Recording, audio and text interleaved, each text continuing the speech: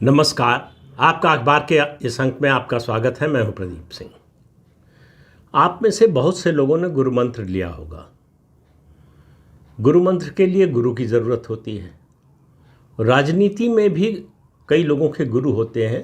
जैसे राहुल गांधी के कई गुरु रह चुके हैं। कम से कम दो के बारे में तो सार्वजनिक जानकारी है। पहले दिग्विजय सिंह थे, जो मध्य प्रदेश के पूर्व मुख्यमंत्री हैं, अभी राज्यसभा सदस्य हैं।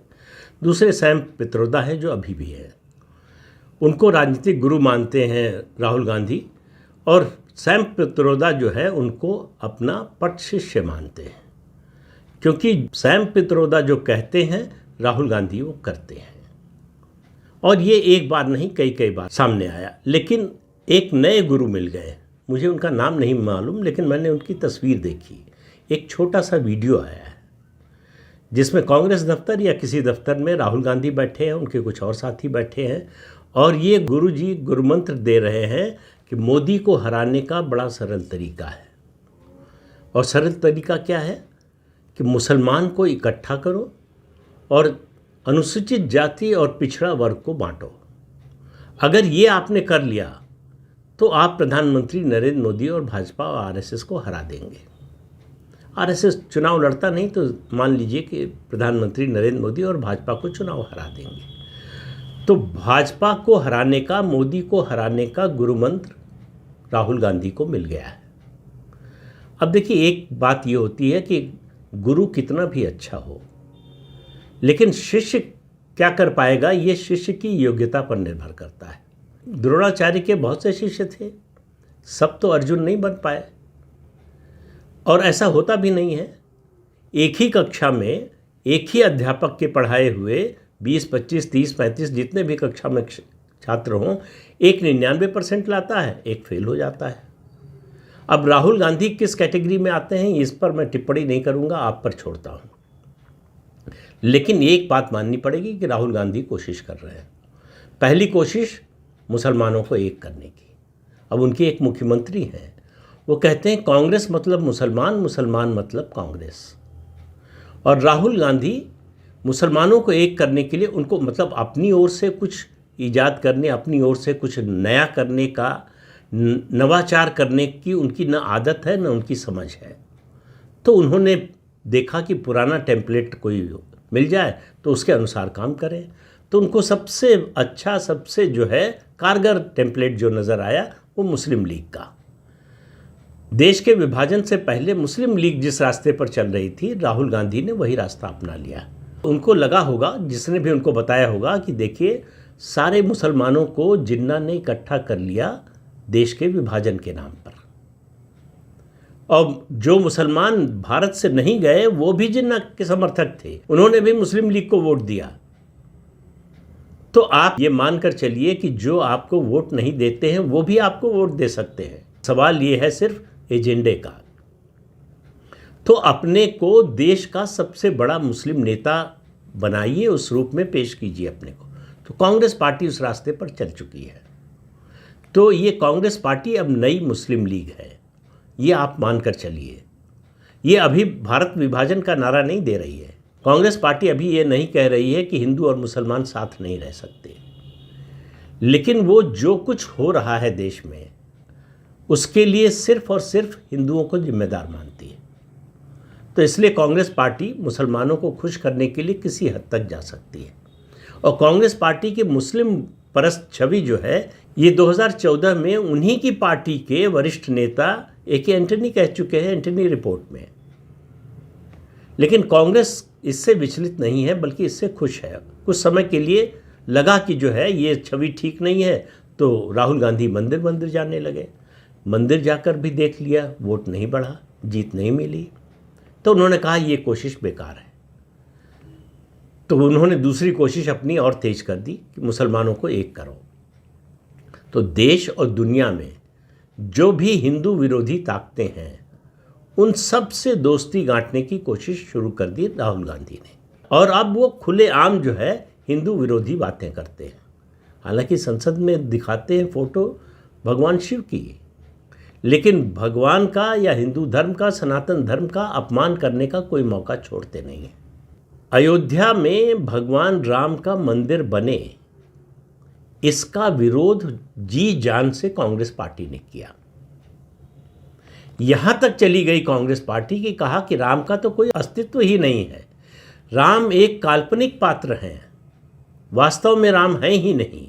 इसलिए राहुल गांधी जब अयोध्या में राम मंदिर बना, प्राण प्रतिष्ठा हुई, उस समारोह में निमंत्रण के बावजूद नहीं गए और आज तक नहीं गए और वो जाएंगे भी नहीं, क्योंकि देखिए ये उनके परिवार के डीएनए में है।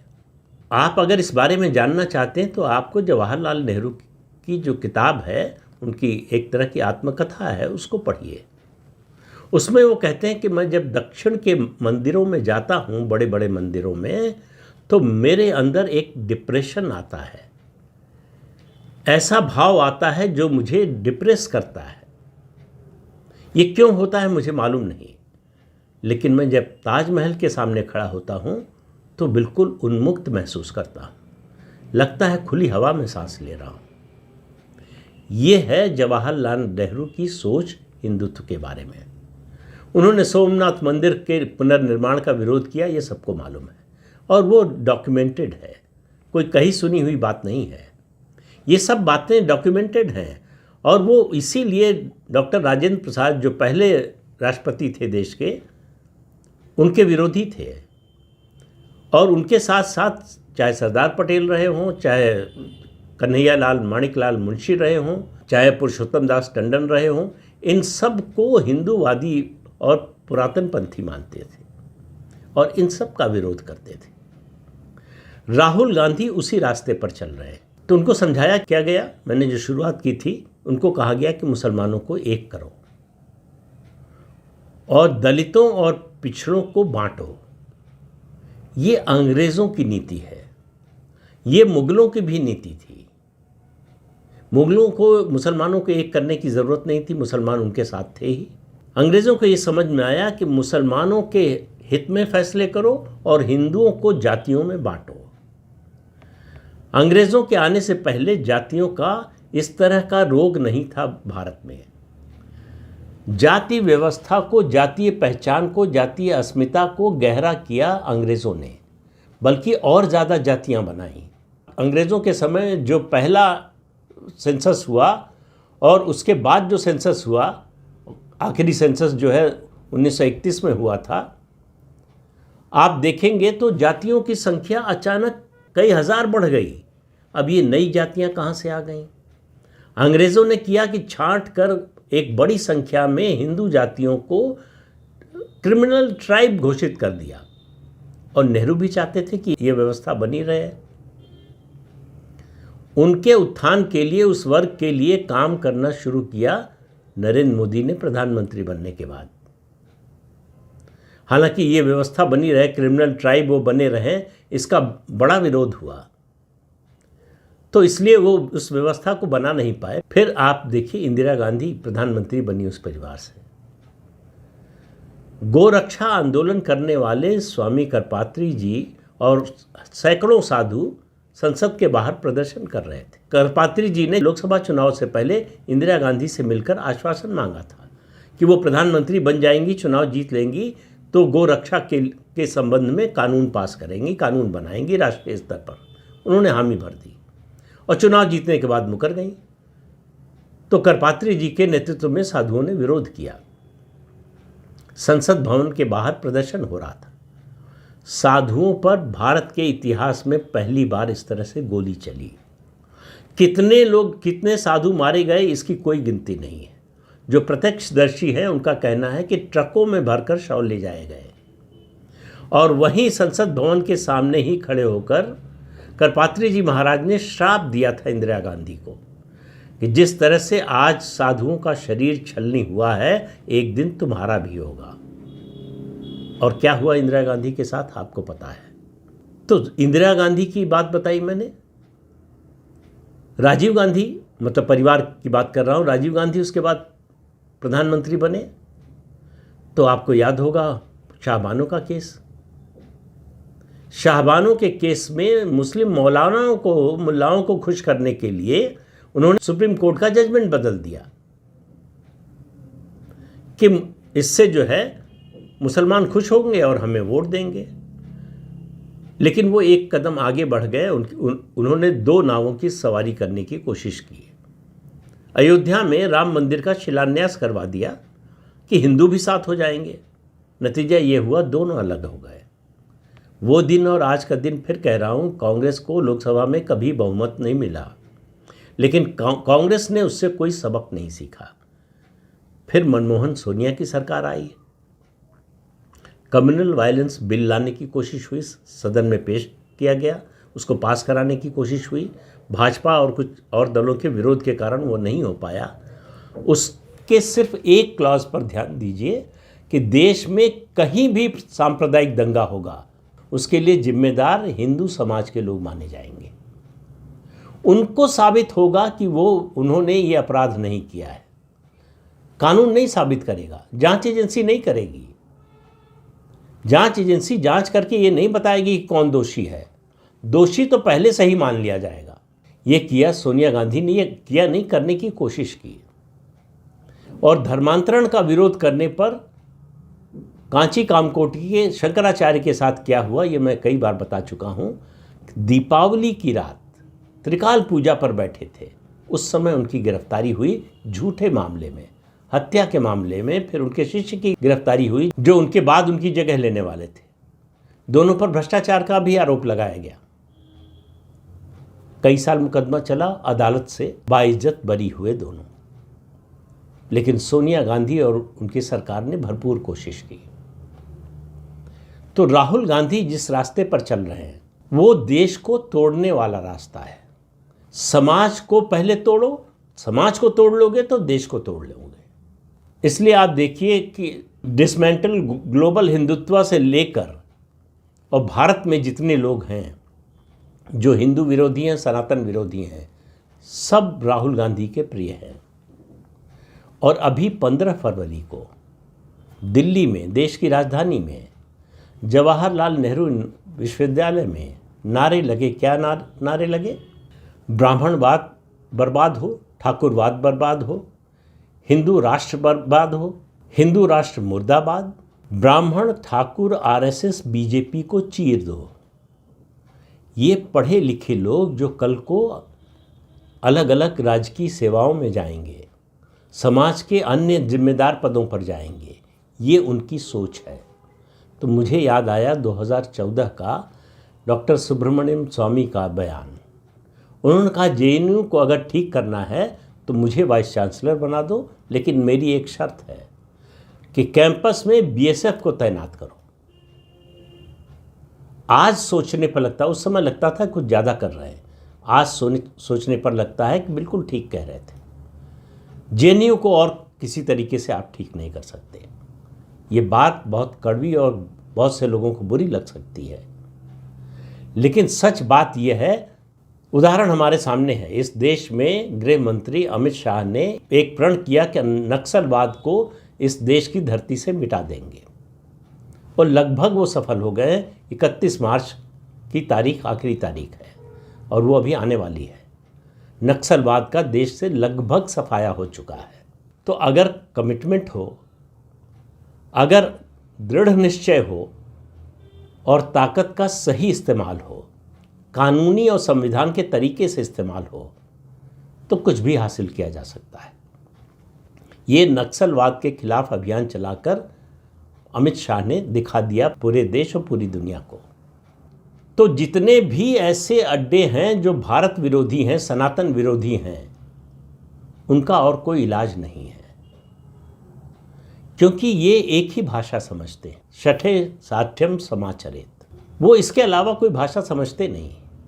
तो जिस भाषा में जो समझता है उसको उसी भाषा में समझाने की ज़रूरत है। तो जेएनयू में जो चल रहा है, कुछ और जगहों पर जो चल रहा है, जो सोशल मीडिया पे कुछ लोग चलाने की कोशिश कर रहे हैं, पूरा प्रयास ये है कि किसी तरह से हिंदू समाज को बांटो। आपको एक सोशल मीडिया पोस्ट, एक किसी नेता का बयान जो कांग्रेस के समर्थक दलों का नेता हो नहीं मिलेगा, जहां मुस्लिम समाज के अंदर विभेद की बात की जाती हो, उनमें बंटवारे की बात की जाती हो। दुनिया भर में सुन्नी और शिया संप्रदाय के झगड़े चलते हैं, मारकाट होती है, हत्या होती है बड़े पैमाने पर, और इसके अलावा उनके मजहब में जितने सेक्ट हैं उन सब में खूनी संघर्ष होता है, लेकिन उनको बांटने की बात नहीं की जाती, उनके बारे में कोई बयान नहीं दिया जाता, उनके खिलाफ नारे नहीं लगते कि ये मुर्दाबाद या ये बर्बाद हो। जिन्होंने देश का बंटवारा कराया उनको कांग्रेस पार्टी और राहुल गांधी गले लगाना चाहते हैं। जिन्होंने देश की आज़ादी के लिए लड़ाई लड़ी, बलिदान दिया, उनको बांटना चाहते हैं। तो ये जो नया गुरु मंत्र मिला है उसका एक ही जवाब है। वो जवाब हिंदू समाज केवल एक होकर दे सकता है। एकता में जो शक्ति है वो किसी में नहीं है। एकता आपको मजबूत बना देती है। बहुत पुराना और बड़ा सामान्य ज्ञान वाला उदाहरण है कि ये उंगलियां, हाथ की 5 उंगलियां हैं, 4 उंगलियां एक अंगूठा मिलाकर, ये जब तक अलग अलग हैं तब तक कमज़ोर हैं। जैसे ही ये मिलती हैं मुट्ठी बन जाती हैं, फिर ताकत बन जाती हैं, फिर इनको तोड़ना कठिन हो जाता है, लगभग असंभव हो जाता है। तो ये हमको आपको तय करना है कि अलग अलग रहकर बंटकर कटना है या एक होकर विजेता बनना है। ये अच्छी तरह से समझ लीजिए कि जब तक एक हैं तभी तक सुरक्षित हैं। जिस दिन बटेंगे, जब बटे हैं बल्कि तब कटे हैं। ये नया अभियान चला है हिंदू समाज को बांटने का, किसी और समाज को नहीं, सिर्फ हिंदू समाज को बांटने का, कि इनको एक होने ही मत दो, इनके बीच में इतने मतभेद पैदा करो, इनको आपस में लड़ाओ, और ये आपस में लड़ेंगे तो हमारे काम आएंगे। लेकिन किसी भी तरह मुसलमानों में बंटवारा मत होने दो।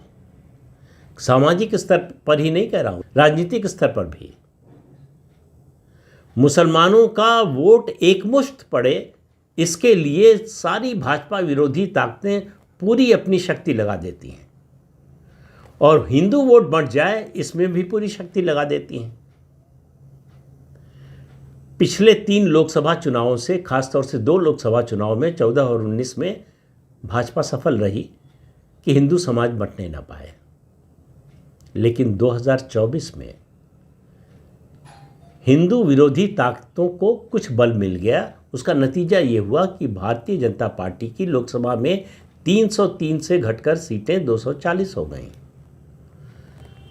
तो इतिहास की बात नहीं कर रहा हूं मैं, 100 साल, 1000 साल, 2000 साल की बात नहीं कर रहा हूं, एकदम ताज़ा उदाहरण बता रहा हूं कि ज़रा सा बटे, जरा सा खिसके, आपस में जरा सा दूरी हुई, उसका नतीजा क्या हुआ।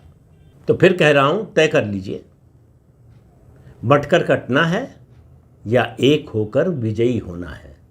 तो इस अंक में इतना ही। अगले अंक में फिर मिलेंगे किसी नए मुद्दे के साथ। तब तक के लिए अनुमति दीजिए। आपसे अनुरोध है कि ये चैनल देखिए, शेयर कीजिए, लाइक कीजिए और सब्सक्राइब जरूर कीजिए। नमस्कार।